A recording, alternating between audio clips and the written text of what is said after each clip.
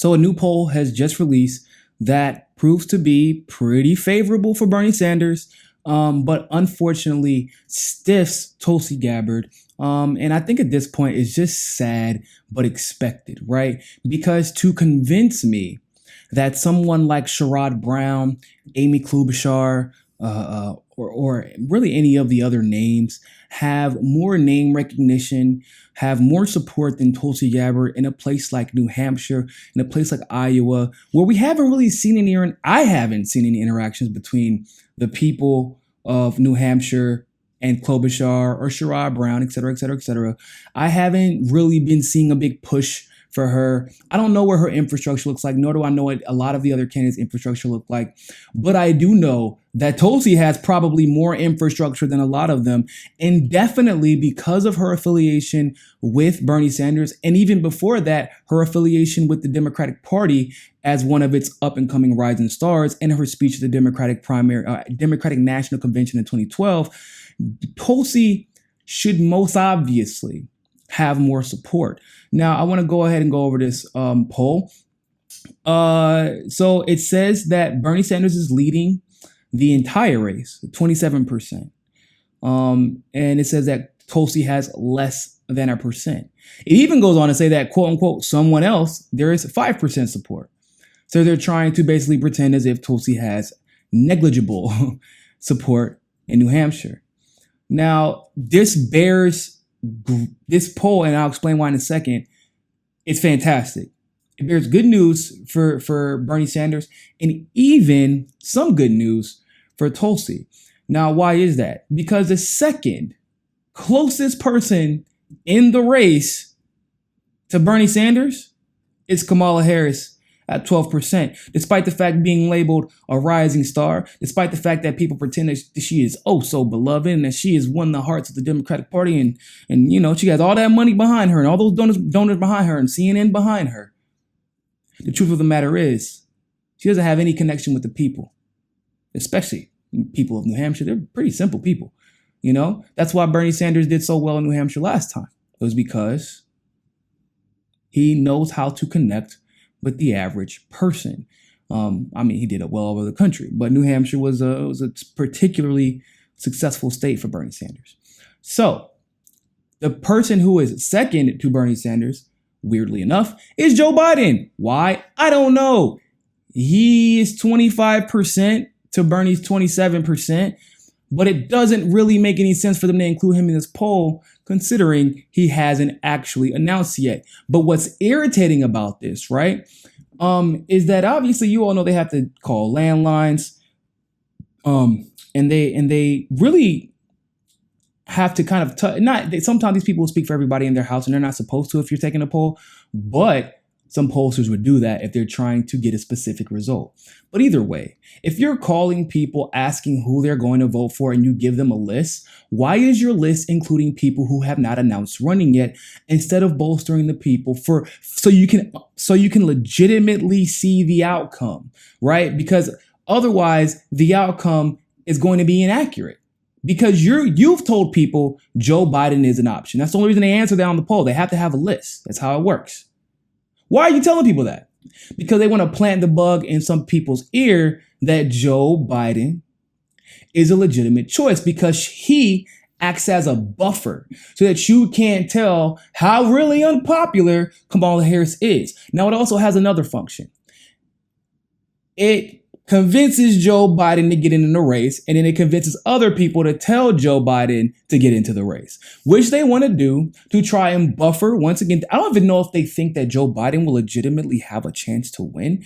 I think that they believe that Joe Biden will suck some of the votes away from Bernie Sanders. I think that they believe that in the Midwest specifically, I think they will ultimately believe that would benefit someone like Kamala Harris or Beto O'Rourke. I don't believe as much that it would benefit Kirsten Gillibrand, but definitely Kamala Harris, because she would be, of course, uplifted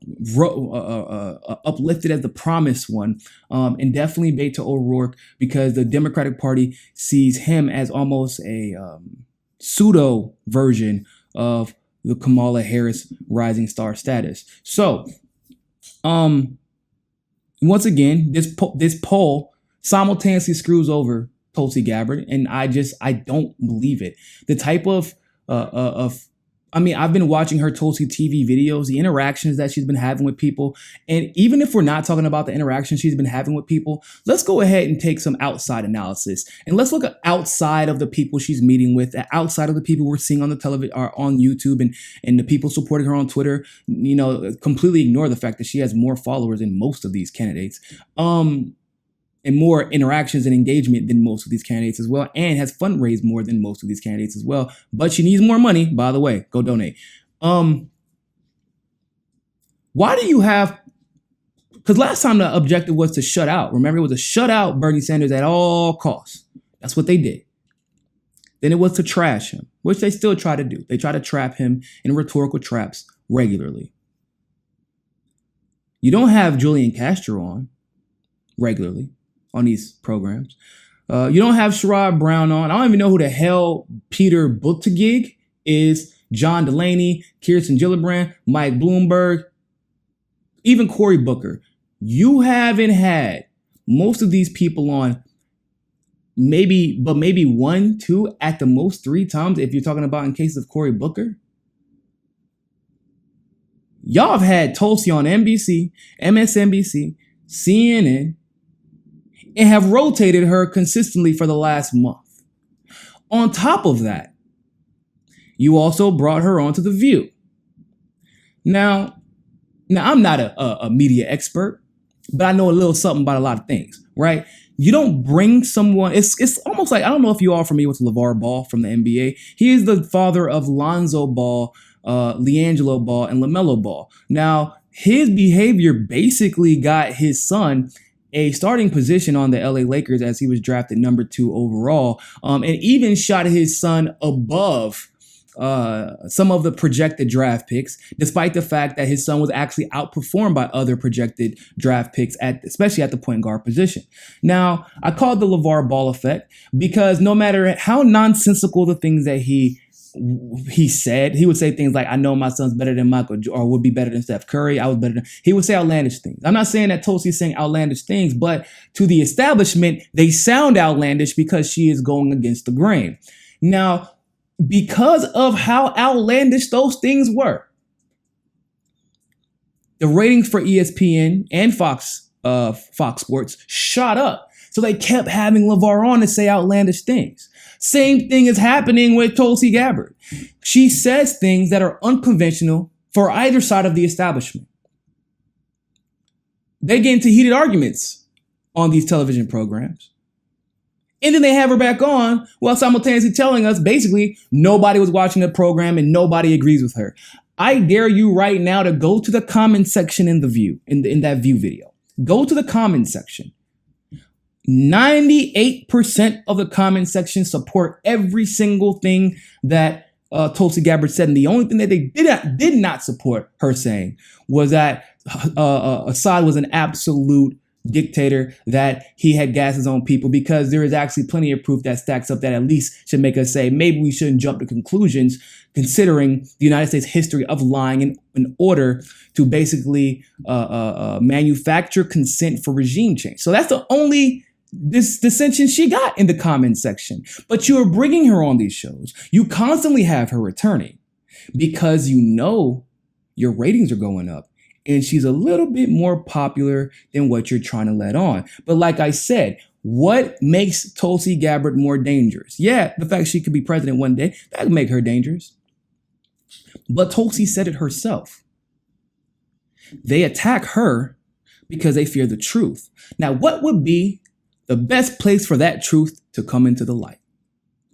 The debate stage. It's almost like the discovery portion of a major lawsuit, very similar to the DNC fraud lawsuit. The victory of the DNC fraud lawsuit, which we hope will come into fruition, will be a supplement to all of the information that we get to find by asking people like Donna Brazile, Hillary Clinton, Tulsi Gabbard even, because she was on the DNC and she left because of the rigging. All these state party members who were taking part in laundering money at the behest of Hillary Clinton. and laundering it through her super PACs. Like, so we're going to learn more information. Yeah, there will be money that is won, but we're going to learn more information in that discovery phase. So even though Tulsi Gabbard will be president, potentially, and that may scare them, what scares them more is the conversation that she will have not behind the doors of the Oval Office, but in front of millions of Americans who will finally be waking up to what's going on in this world. Our government funding Al-Qaeda, our government giving weapons to Saudi Arabia, our government being complicit in some ways funding an apartheid state in Israel. What's happening right now in Venezuela? Another example. Her telling the entire world the patterns that we use the patterns that we've displayed that signal that we're going to do the same thing in Venezuela as we've done in every other South American country. That is the conversation that I want her to have, because yes, it will give her a mandate going into the presidency for her to do what she has to do in order to protect this country and others from the greedy military-industrial complex of the oligarchs who are funding these wars and profiting off of them. Make no mistake that the stocks for all of these military defense contractors shot up at the idea, just the mere idea of a coup in Venezuela. But they know that the conversation surrounding all these issues will be forever. Very similar to how the conversation about Medicare for all, free public education at universities, proxy wars and things like that, having to address the military industrial complex and the prison industrial complex, where build jobs and education, not more incarceration, is Bernie Sanders' favorite line. How the conversation about all those things were changed forever because Bernie Sanders stepped foot on that debate stage. So imagine that same residual effect that will happen if Tulsi steps on the same debate stage and undergoes basically the same type of not just questioning, because they didn't question Bernie Sanders about the things that he was passionate about. He steered the conversation in that direction. So what do you think Tulsi is going to do? She's going to steer the conversation in that direction. When they say, well, how can we pay for this? What you're going to say? Well, we have money to send to Al-Qaeda. We have money to send to ISIS. We have money to build bombs. Why don't we have money for this? I'm confused.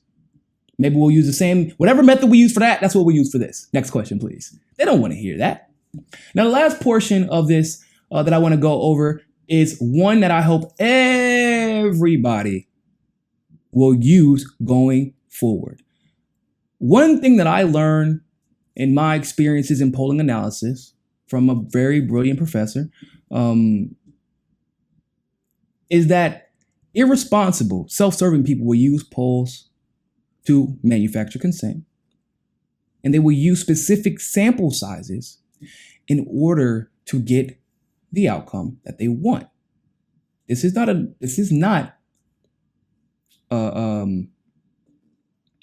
of the norm, right? For this poll. Now, why is that important? Well, I'll explain to you why. The samples that they use were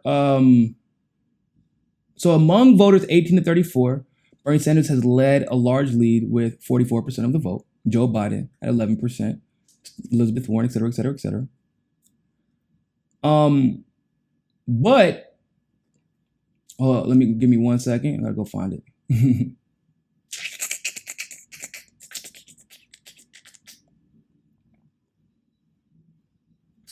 Oh, excuse me. So you have to be a registered Democrat to have had a chance to vote in this poll. And of course, there's a matter of fact about landlines. Like, who could you get in touch with, right? So maybe you couldn't get in touch with more 18-year-olds than you could with 35 to 50 to 60-year-olds who are more likely to be in touch and use a landline. Now, what does that mean for both Tulsi and Bernie? Well, if you're more likely to use a landline, that might probably mean that you're less likely to get your news from online. You're less likely to be using things like YouTube and Twitter and Facebook. And let's be quite honest, that's where that's where her bread and butter is, very similar to Bernie Sanders at the moment. Now, if you all recall, they got New Hampshire wrong before, right? Bernie won, but they basically were predicting almost every state up into this at this point was going to Hillary Clinton. Why? Because they didn't take into account things like what I'm telling you right now.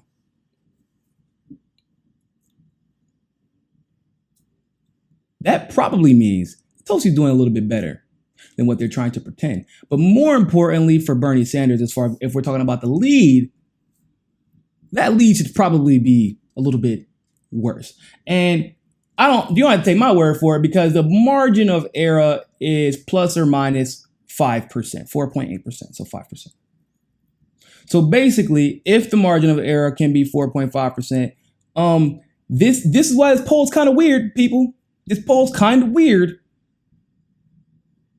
because Kamala Harris they say she could be, 15 or 16%, or she could be like 7%. That she could have a 7% chance of winning. They're saying Joe Biden could have 24 or 25%, or he could have 20%, and Bernie could actually have 33, 34%.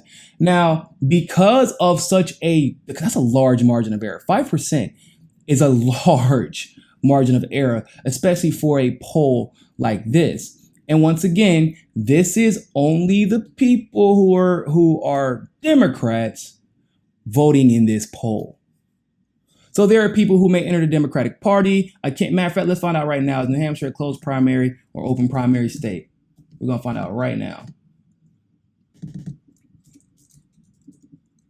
Open primary or closed? Let's find out.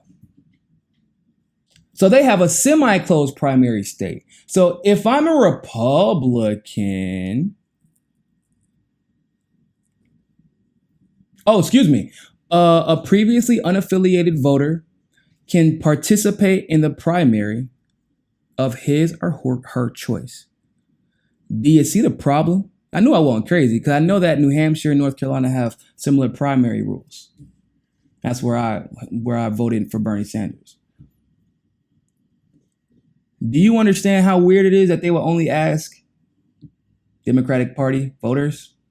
Because unaffiliated voters, independent, who can vote in either the Republican, Democratic, or for the Green Party, Libertarian Party, who do you think they're more likely to vote for? Which, of course, isn't going to be asked. Tulsi Gabbard, Bernie Sanders, or Joe Biden and Kamala Harris? Once again, that would benefit greatly Tulsi Gabbard and Bernie Sanders because they appeal more to the independent voting base on both the left and the right.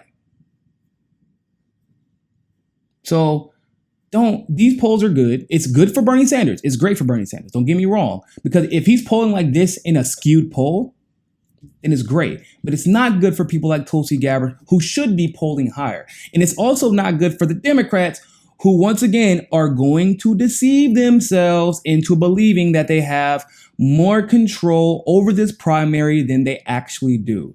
Now, I'm really curious to see how these exiting polls are going to look when the time comes to vote. But also, if anybody has any idea how to do an entrance poll, because that would be nice, get in touch with me. I want to do an interview about that and see if it's something that we can do.